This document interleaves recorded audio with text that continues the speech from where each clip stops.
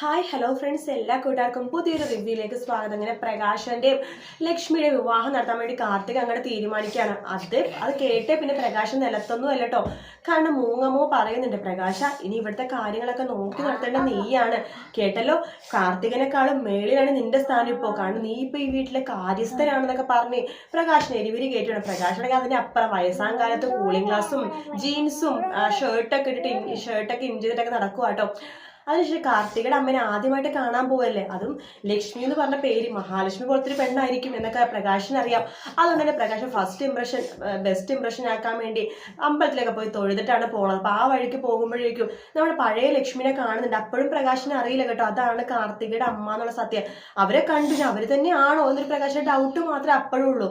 പ്രകാശനോട് നമ്മുടെ കാർത്തിക പറയുന്നുണ്ട്, അച്ഛ ഇനി അച്ഛൻ സത്യം പറ്റ അച്ഛന്റെയും എന്റെ അമ്മയുടെയും വിവാഹം നടത്തിയാൽ കൊള്ളാന്നുണ്ട് എനിക്ക് എന്ന് പറയുമ്പോൾ പ്രകാശൻ പറയാം എല്ലാം മോളുടെ ഇഷ്ടമെന്ന് പറയും. അങ്ങനെ അവരുടെ വിവാഹം നടത്താനുള്ള കാര്യങ്ങളൊക്കെ കാർത്തിക ചെയ്യും കേട്ടോ. വിവാഹത്തിന്റെ ആ സമയത്തായിരിക്കും മിക്കവാറും ആ വിക്രത്തിനെ പറ്റി അതേ അബദ്ധം തന്നെ പ്രകാശനെ പറ്റുമായിരിക്കും. അതായത് രജിസ്റ്റർ ഓഫീസിൽ പോകുമ്പോഴാണല്ലോ വിക്രം അറിയണത് മറ്റേ സ്വാതി പറ്റിച്ച കാര്യം. സെയിം പോലെ തന്നെയായിരിക്കും മിക്കവാറും വിക്രമിന്റെ അച്ഛനായ പ്രകാശനെയും കിട്ടാൻ പോണത്. അതായത് ലക്ഷ്മിനെ കല്യാണം കഴിക്കാം, ഈ സ്വത്ത് കോടിക്കണക്കിന് സ്വത്തുക്കളുടെയൊക്കെ ഒരേ ഒരു ആള് താനായിരിക്കും എന്നൊക്കെ വിചാരിച്ചിട്ട് നമ്മുടെ പ്രകാശൻ പോയിട്ട് ആ കല്യാണത്തിന്റെ ആ സമയത്തായിരിക്കും പ്രകാശൻ അറിയുന്നുണ്ടാവുക, അയ്യോ തനിക്ക് ചതി പറ്റി, താൻ ആദ്യം കല്യാണം കഴിച്ച തമിഴ്നാട്ടിൽ നിന്ന് കല്യാണം കഴിച്ച ലക്ഷ്മി തന്നെയാണ് ഇത്.